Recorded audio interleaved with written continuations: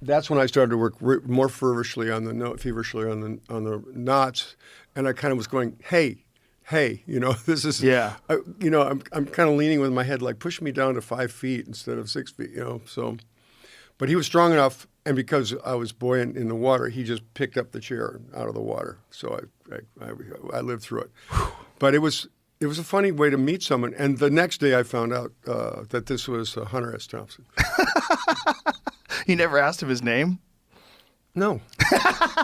He never asked me my name. I don't know that he knew who I was either, I think he thought I was just a funny guy, and we were kind of like holding court and being funny. One of my favorite things you did with Hunter was when it was a filming of some sort of a documentary or something, or it was in a documentary, the footage is, and you're going around trying to convince people that Nixon got a bad rap.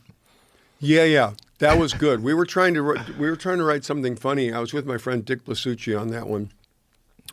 And I can't remember, there were like 2 or 3 of us that were trying to write this thing. And we rented a Klieg light, like a big Hollywood premiere, kind of one of those giant lights that they flash up in the sky. You don't even see them very much anymore.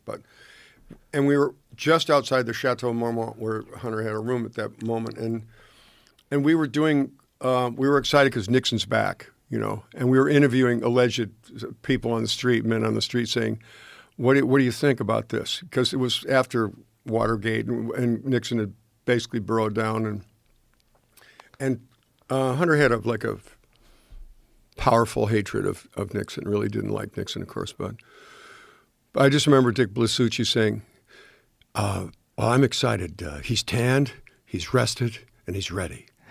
And I still say it all the time. I say it about myself all the time because I think it's funny.